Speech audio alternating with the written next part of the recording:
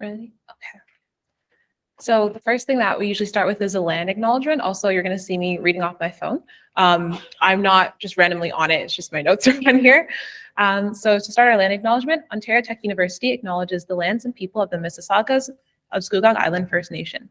We are thankful to be welcome on these lands in friendship. These lands we are situated under are covered under the Williams Treaties and covered under the traditional territory of the Mississaugas. A grant under the Greater Anishinaabe Nation, including Algonquin, Ojibwe, Ottawa, and Potawatomi. These lands remain home to a number of Indigenous nations and people. We acknowledge this land out of respect for Indigenous nations who have cared for Turtle Island and also called North America, from before the arrival of settled peoples until this day. Most importantly, we remember the history of these lands has been tainted by poor treatment and lack of friendship by First Nations who call them home. This history is something we are all affected by as we are all treaty people in Canada. We all have a shared history to reflect on, and each of us is affected by this history in different ways. Our past defines our present, but if we move forward as friends and allies, then it does not have to define our future. So thank you to those who have come in person, and thank you to those who are attending online. Welcome to the launch of I Dream of Yukon, written by Tyannah Brown.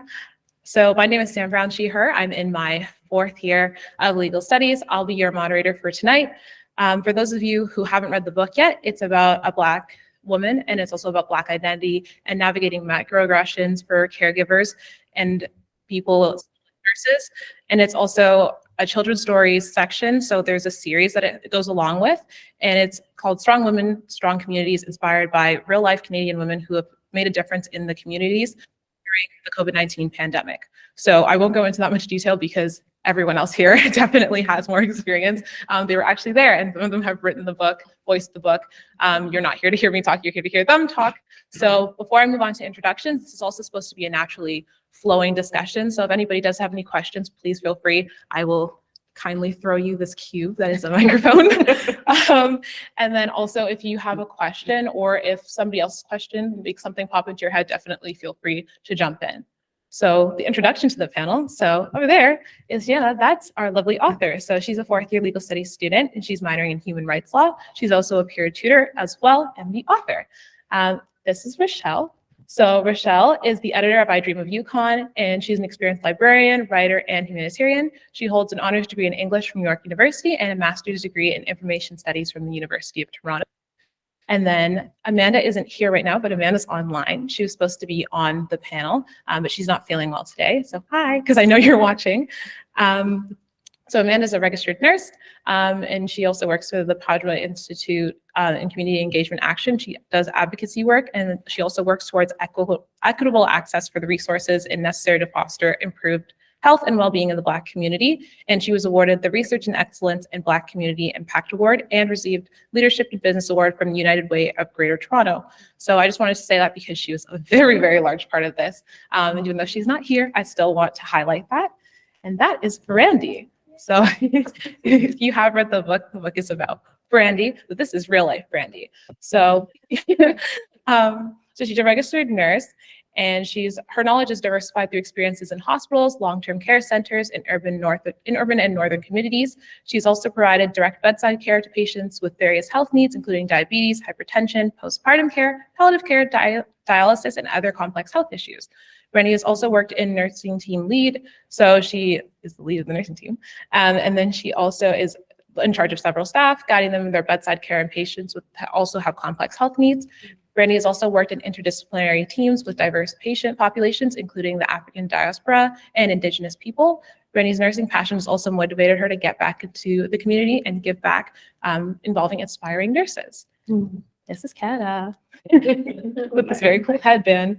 Keta is an actor, a producer, a writer, and she began theater over 20 years ago and was in the original cast of The Kink in My Hair, other productions that bring voice. Yeah. Exactly, Black excellence, yes. Right here. So we're going to start with our reading from you. You can stop and start wherever you feel like. Just let me know. Okay. So I Dream of Yukon by Tyannah Brown. Now I will, Tyannah, I said Tyannah. So I will not start at the very, very beginning, but the really interesting parts are strewn about. So don't worry, you're not going to miss out on anything juicy. It is now 9 o'clock. I check on Ruby, one of the people living at the nursing home. Ruby has curly yellow hair with specks of gray. She has green eyes and likes to wear glasses with a bright pink frame. I help her get dressed and then take her to the dining room in her wheelchair. On my way to the dining room, I see some visitors coming through the front door. I love meeting new people, so I wave at them. They give me a strange look and do not wave back. Maybe they didn't think I was waving at them. As I walk down the hall to the game room, I see someone who looks just like Ruby. Hello, how are you today? I say, looking in her direction. But she walks past me quickly and does not reply. This makes me feel sad. Are my shoelaces untied? Or is my mask upside down? Has this happened before? I go back to the game room to see if Ruby needs my help. I want to go play cards with Kimmy, she says. So I wheel her over and set up the card table for them to play Go Fish, one of my favorite games. Do you want to play with us, she asks. I see some people that I work with in the corner laughing and having a good time. I want to join in and have some fun too. I will be back for the next round, I say. I'm just going to say hello to some other girls. Ruby nods her head and starts the game with Kimmy. I walk to the other end of the game room to talk to the other workers, giving them my biggest smile. Hi guys, how's it going? They stare at me and stop their laughter. It feels like time has frozen. They're quiet at first, but then Patty, one of the girls, starts to speak.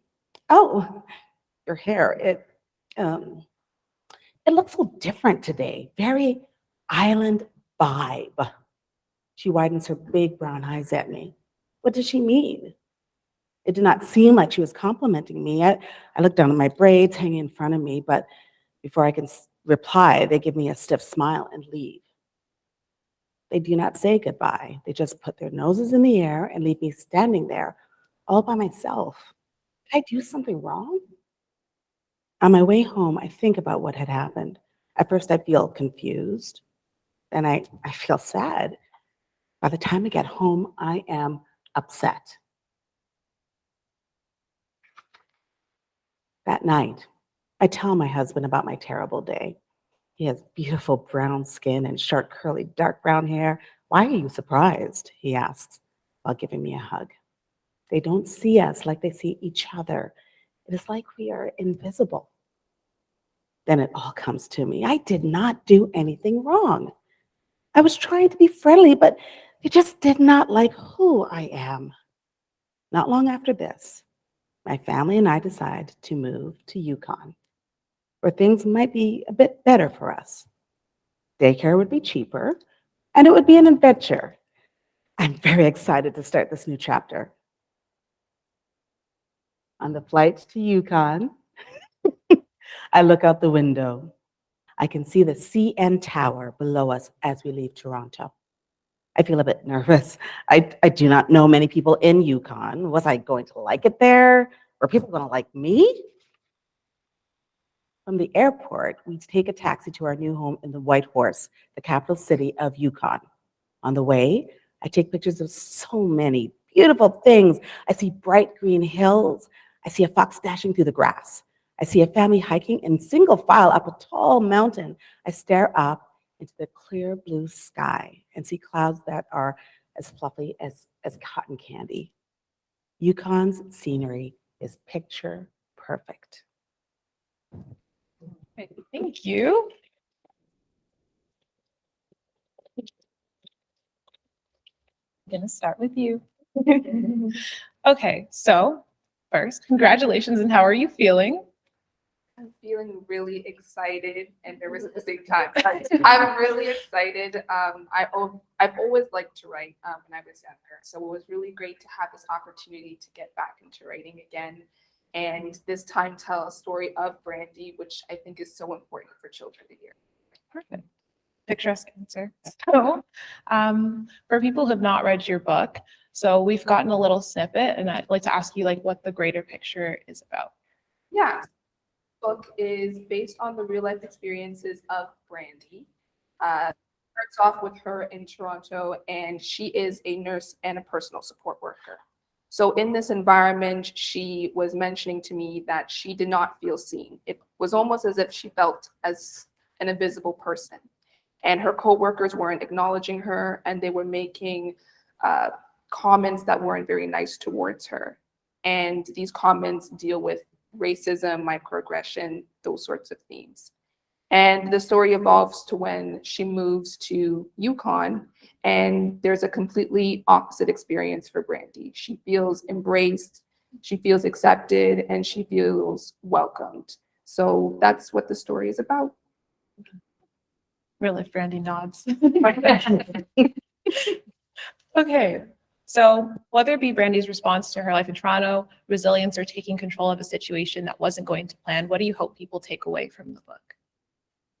I hope that people take away the importance of educating our younger generation about racism and microaggression and discrimination. I think a lot of the times in school, we focus on the Black history that is the most popular, like Rosa Parks and Martin Luther King Jr. But there's more to Black history than that. And I think that this is what's missing from our educational systems for our kids. I think that it is a foundational skill that kids should learn. Math is important, English is important. Those things are very important, but learning about racism, discrimination, prejudice, those things are important as well, because that's what sets up our future. And that is what we want to make our kids know about. This is what's going to make them into better human beings. So that's why I think that this book is so important. And that's why I really love Brandy's story, because she outlines these different things. And I just hope that when parents are reading it to their kids, or perhaps teachers reading it to their students, that they turn this into an educational piece for children. Right, and even that there's Black history sitting right here, right? Like, this is what they were marching for. We're sitting here on a panel, we write books, we talk, we go to university. Not that just history is in the past, that the future part of it is happening right now. And then in the future, this part will be history too. Yeah, that's a great point. So Brandy's resilience throughout, and also dedication through mistreatment by her coworkers, reflects similar experiences and traits that Black healthcare workers and providers also experience. So this book centers on microaggressions and finding a space that Brandy feels comfortable in. However, these aren't typically things that children think about. So what was your intention in choosing children as the audience?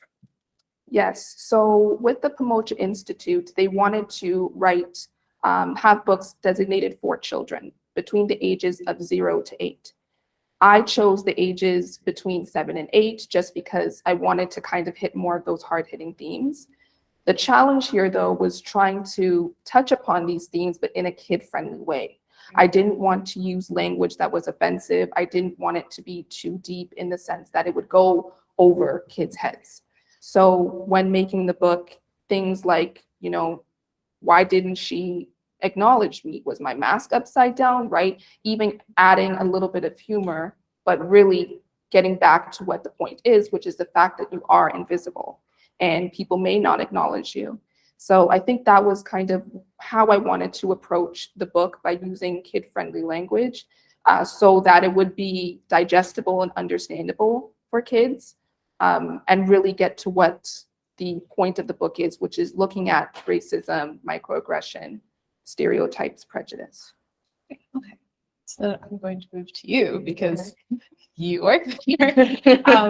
So my question is, how was working not only with Tyannah, but also working with other students, making sure that that carries on, because clearly she understands the point of the books and also what the Institute is about? Yeah, thanks for the question. Working with the students was the highlight of the program. I got to meet with 3 students, and they wrote 3 very different books, and got to mentor them and help them edit their work, help them through their course, and really encourage them and really make these students into better writers, especially creative writing and children's writing, which is a little different from, I'm sure, the academic writing that Tyannah and the other students are used to. So yeah, it was a real joy. They met with me whenever they could. They were very flexible. They took the lessons well. They took the edits well, and they actually even gave a little pushback, which was wonderful. It's like, well, no, I really want that line in there. And I said, okay, we're going to make it happen. And so that was pretty good.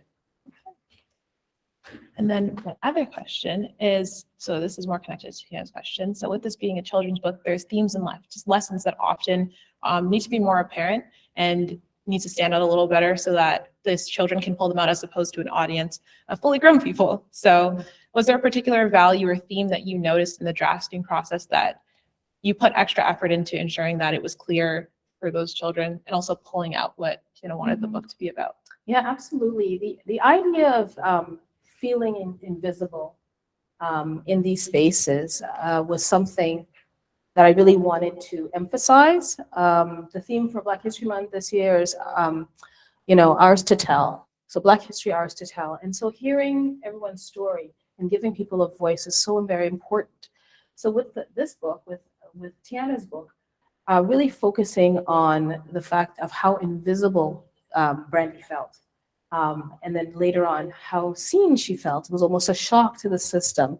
So that was what we really wanted to define and worked a lot on to make sure that the message was clear, but not overwhelming. So because it's children, we wanted them to get it and to know that we see them as well.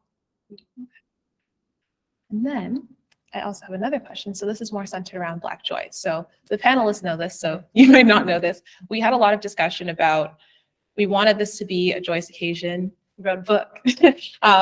That's a great thing. But also the book is about something that's very real.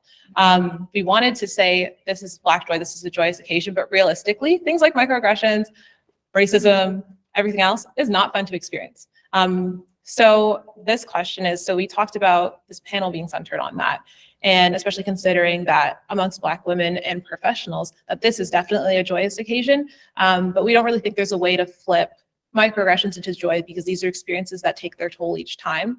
So these stories are important to be told, especially for educative purposes and cathartic purposes. So touching on our discussion about the weight of the myth, like the strong Black woman and advocacy work while being a part of a series like this, how would you ensure that you don't feel obligated to expose yourself to those taxing experiences each day? I know it's a very loaded question, and you all can pitch in as well.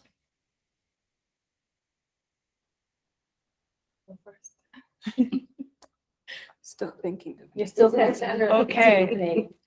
I mean, I think microaggressions is something that, just by the definition, it's so small that sometimes it can go unnoticed.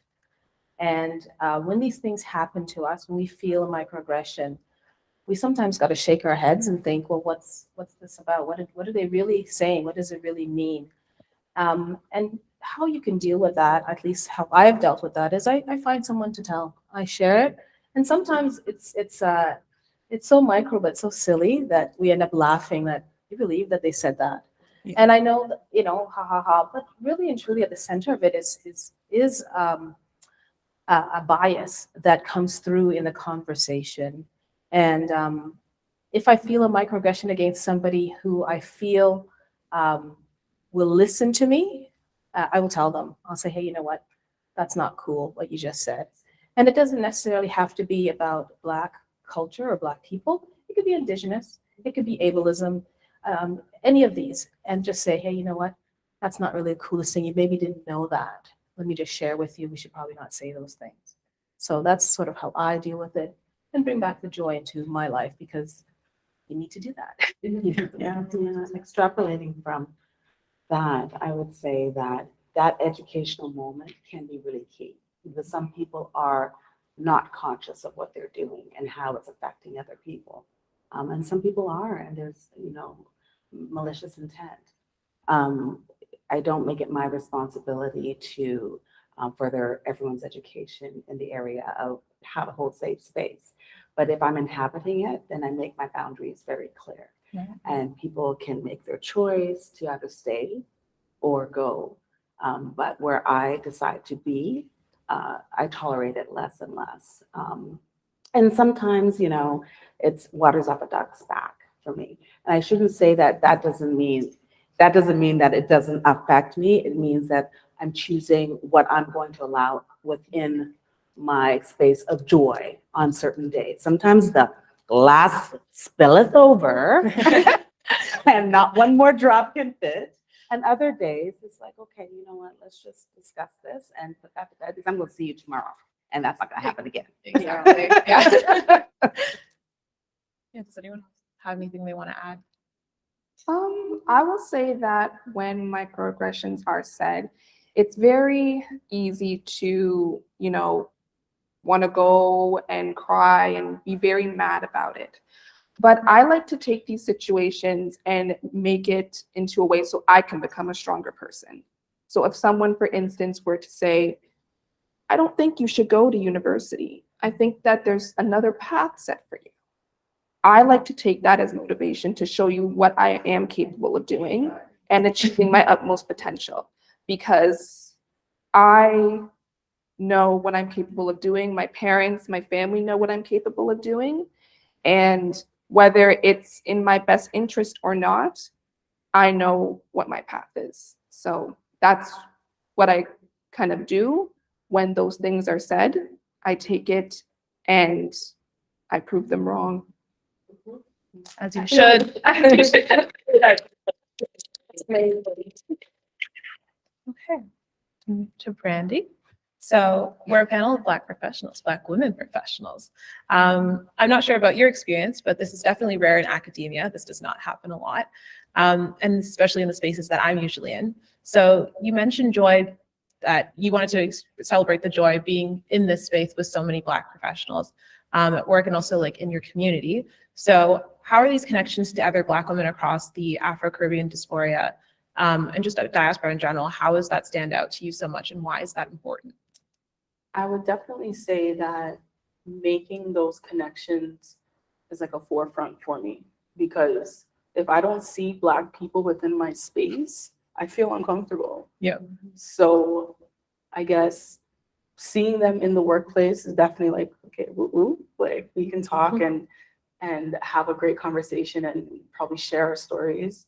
And I think it's just like, I'm a family-oriented person, so seeing them in the community where I work, where I live, it's definitely a need. And also, I guess I'm used to seeing Black women in a more traditional space. So, people would live in like Vancouver or Toronto, like the major urban cores. Yukon is rural. There's only 20,000 people.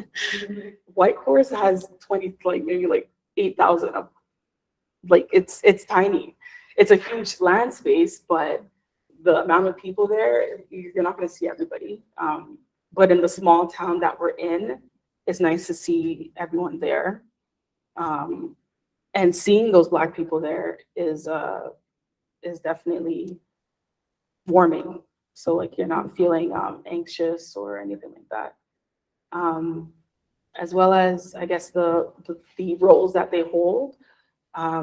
Traditional, so yes, nurses, restaurant owners, audiologists, but I guess just living in a sense where it's more rural, it's a whole different experience. Like you're used to seeing like buses and trains and people walking all over the place in Toronto versus Yukon. Everything's walking distance. It's a 5-minute radius. So yeah, I think just seeing everybody is a nice warming experience. And yeah. And she even brought up your point about sharing experiences. So there you go. Right. And then my other question for you. So as a younger Black woman, I'm still working on drawing boundaries of professional space. So you moved to Yukon and you knew that was like a rural area. You may not see the people in the community. You might not have that, even though that's important to you. So how do you meaningfully, I'd say, like pull yourself out of a situation that's harmful to you, which you've done to moving to Yukon, but now that you're back to Toronto, how do you demand that space that you're in and also live in it? I would definitely say Yukon has taught me to be more assertive. I'm a little bit more timid in nature, so I don't like conflict.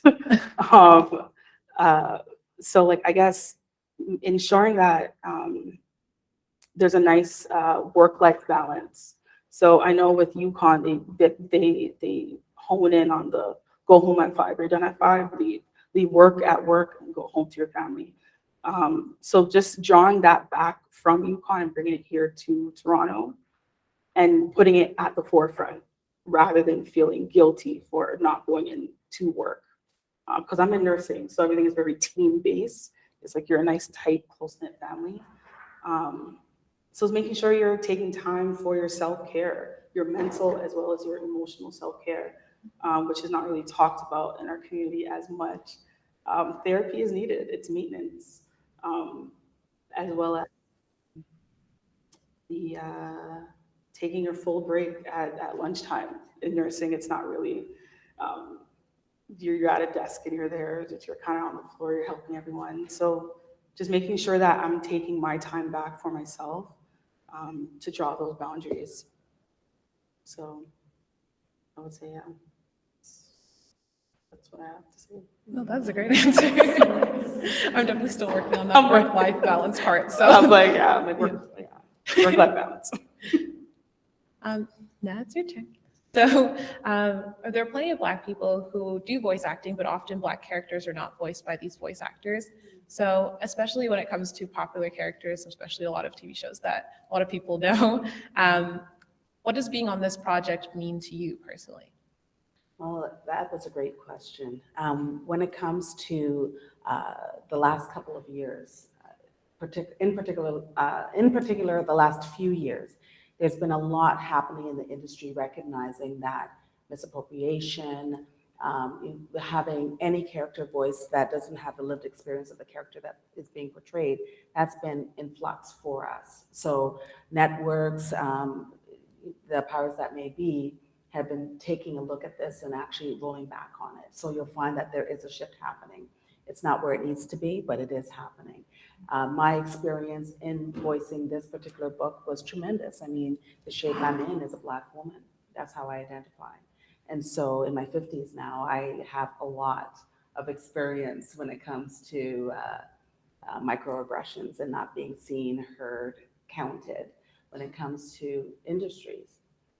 Including the one previous to this, being able to sit there and say words that could have literally come from my own throat was very validating, very empowering. It made me feel seen by someone whom I've not yet met.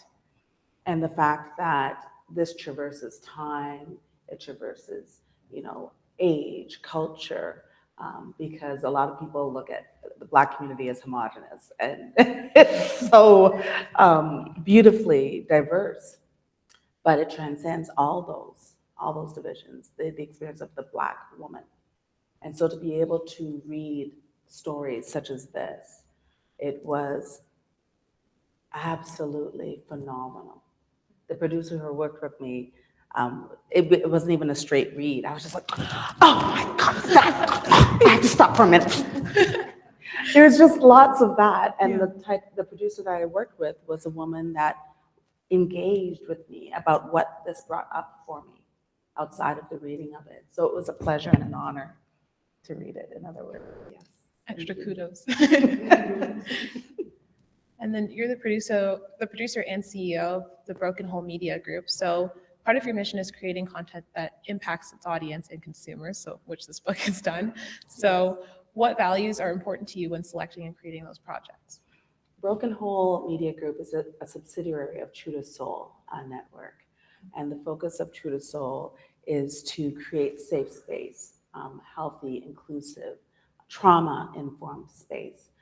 What is often not recognized is the racial trauma, and that's part of what we deal with in the work that we do.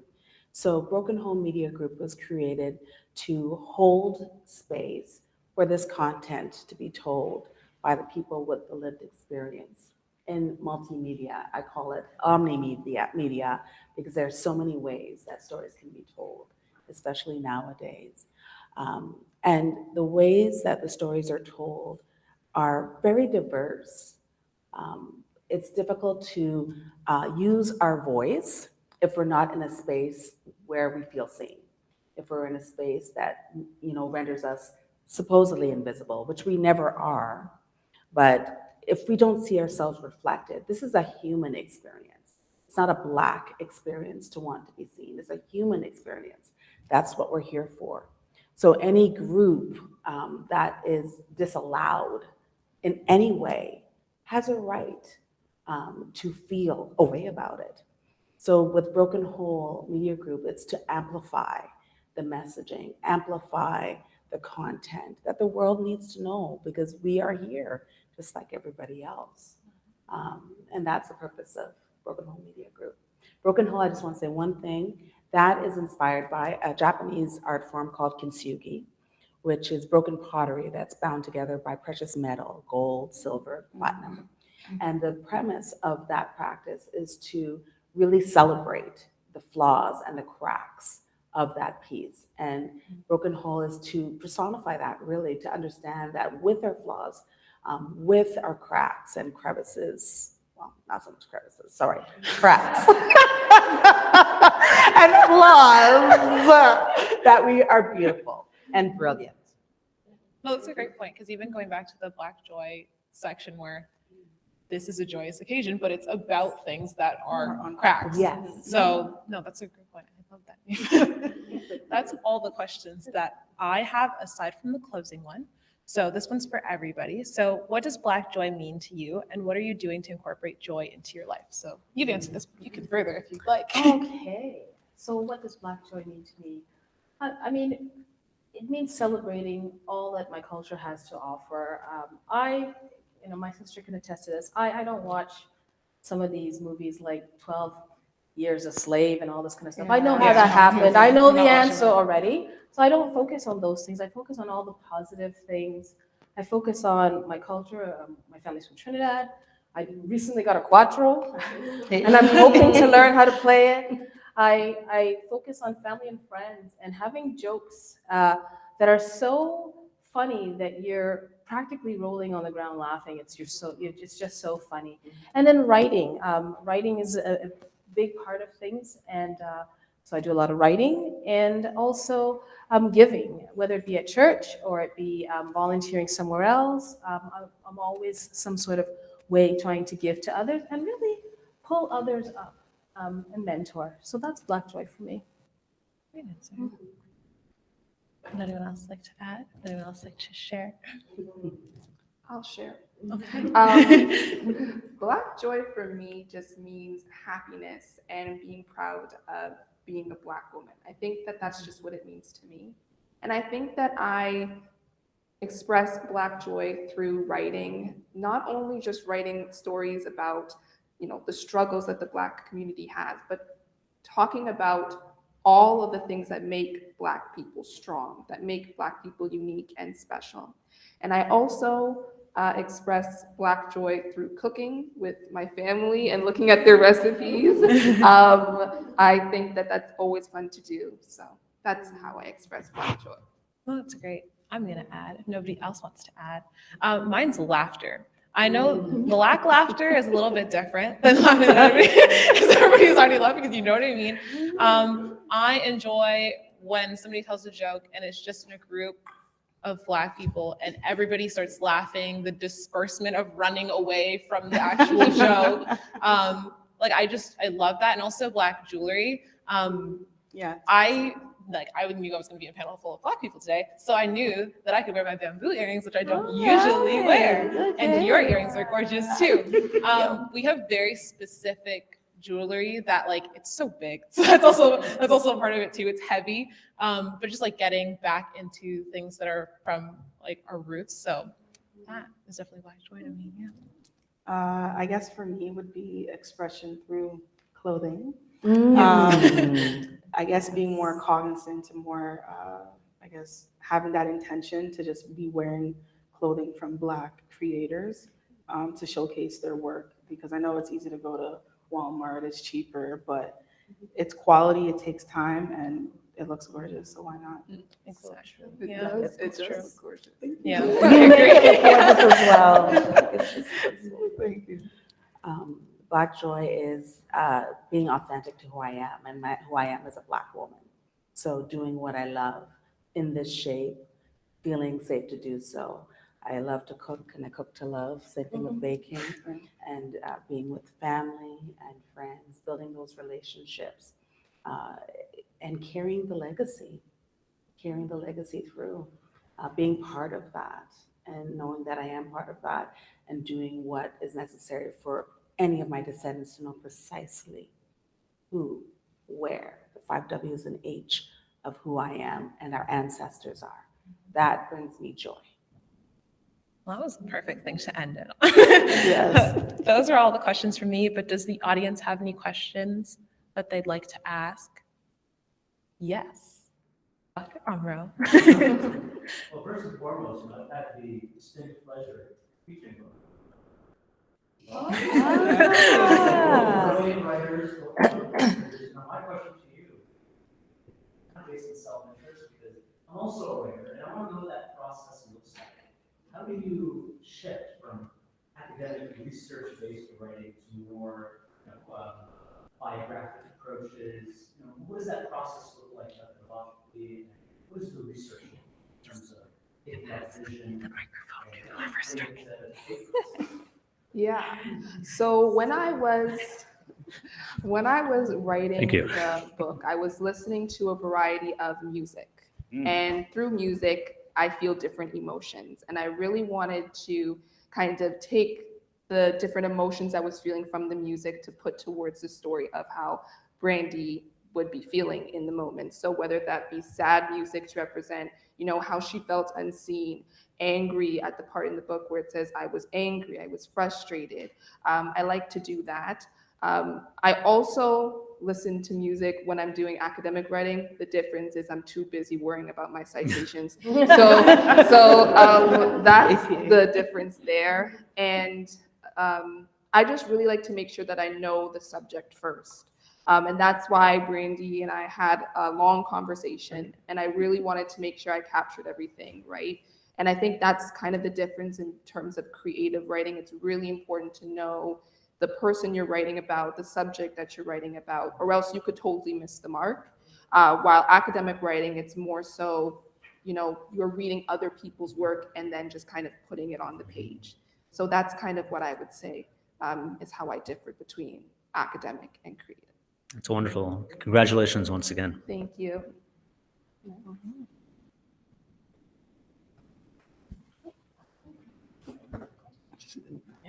So thank you. It's very, very interesting and enjoyable panel. Just building on the previous question about the writing process, I'm curious, what was the time frame over which this writing occurred from start to finish of your book? Okay. Yes. So with the Pomoda Institute, the internship, I believe, was anywhere between 6 to 8 weeks. But the book had to be done in, I believe, the first 3 weeks. So when I first kind of got down and they gave me the due dates, I was like, okay, let's get this done. Like, I was like, this is like an assignment, let's get this done. And I was writing and I was like, I think that Amanda was saying to me, it's really important to take your time when it comes to writing. And I think that's a lesson that I've learned, because I think that I'm always kind of rushing in terms of the writing process, just because I want to make sure that I get things handed in on time. I don't want to get late marks or anything. But this was a different experience. So with this writing process, it was really important for me to do the drafting, to do the editing, and really think things through, just so that all of the messages would be clear to the readers. And it's something that I can say that I'm proud of and I know is my best work. And all of that happened within a 3-week period. Yes, a lot of conversations on Zoom. Thank you.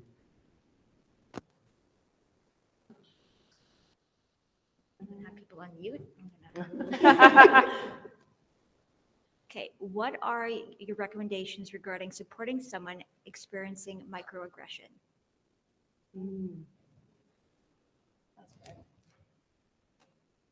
So I think I can take a stab at that.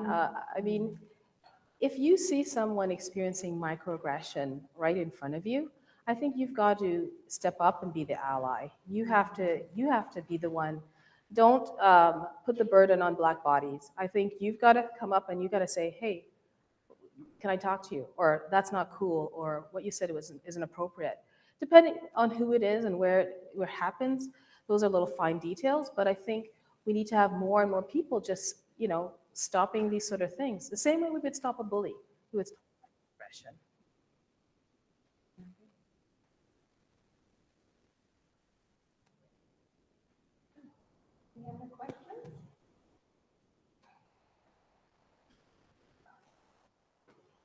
I'm Michael's.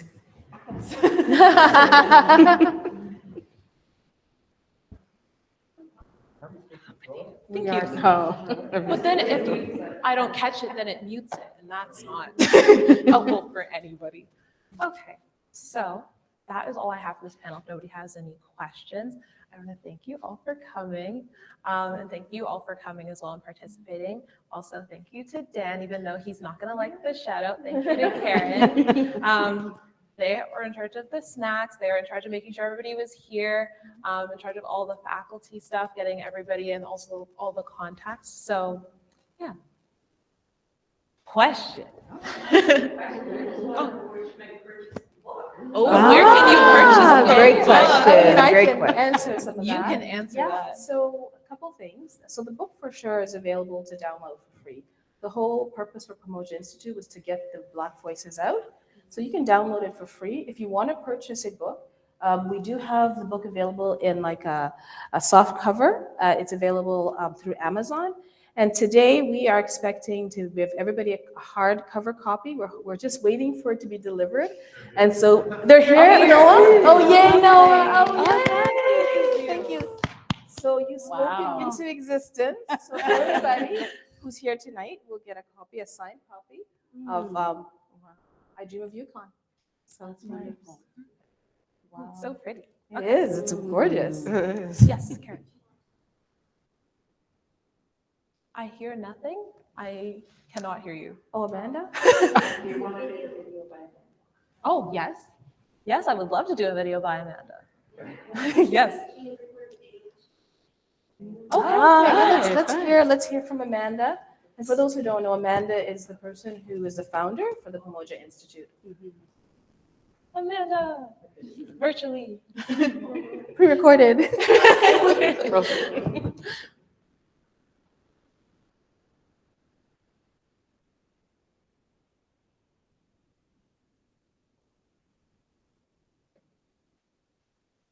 Hi, everybody, and welcome to the launch of I Dream of Yukon. My name is Amanda. I am a registered nurse and the founder of the Pamoja Institute for Community Engagement and Action. And today we're coming together to celebrate Black women and Black joy. Today we are celebrating I Dream of Yukon, a book that teaches us about microaggressions and celebrates Black women in a way that is really seen in mainstream media. As we gather here at the tail end of Black History Month and so close to International Women's Day, let's take a moment to acknowledge the incredible contributions of Black women who have been at the forefront of the social justice movement for centuries. Let's celebrate the power and resilience of Black women who've inspired generations of activists and advocates to fight for a more just and equitable Canada. Today, we are also celebrating the amazing work of Tyannah Brown, who wrote an incredible children's book that tackles the complex issues of microaggressions in a thoughtful and accessible way. This is not an easy concept to explain to adults, let alone children, but Tyannah has done an incredible job of creating a story that helps children, especially I think Black children, understand and navigate the world around them. We are also celebrating Kida, who lent her voice to the audiobook and brought Tyannah's words to life. It is so important that we have representation and diversity in our media. And Kida's contribution helps to ensure that Black voices are heard and valued. We are also celebrating Brandy Grant. And what can I say? You've all read the book. If not, go read the book. Brandy showed up for Canadians when they needed Black PSWs and nurses. Her commitment to care, despite the vile microaggressions she experienced, is to be applauded. And her stance that racism would not drive her from her calling to care for others is a shining example of Black joy in action. And of course, let's not forget Rochelle, our editor, whose tireless work has helped bring this project to fruition. I could not have done it without Rochelle. Even before working on this project, Rochelle's commitment to uplifting our community and creating positive change was truly inspiring. And we are so grateful for all that she has done and so excited for her book, Winnie and the Magic Masks, which is already changing people's lives. And finally, we want to recognize Ashante, who was our researcher, who unfortunately could not be here today. Ashante's hard work and dedication helped to ensure that the Our Stories audiobook series were authentic and grounded in real experiences. And we are also super grateful to Dan Walters, who facilitated Ashante's placement and always helps ensure that his students have work-integrated learning experiences that will have a meaningful impact. Housekeeping. This project was funded by the Government of Canada. And there, I've made my funding statement. And just to answer a question I commonly get, which is about, what was the inspiration for this project? When we set out to create this audiobook series that celebrates Black women, we were not interested in writing it for the white gaze. These are our stories for us, written by us, and we want these stories to reach as many kids as possible. Okay, so now I'm going to hand it over to Sam, who is going to introduce our amazing panel.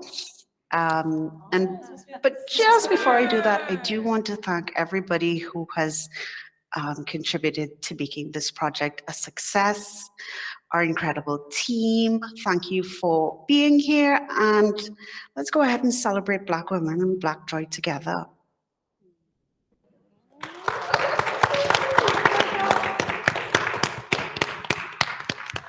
Thank you for playing that. I didn't even know that existed. That was great. Now we're going to do the book signing. So that's all you. Awesome. Perfect. You're free to get up, roam around, do whatever you'd like to do. Thank you all for listening. Thank you.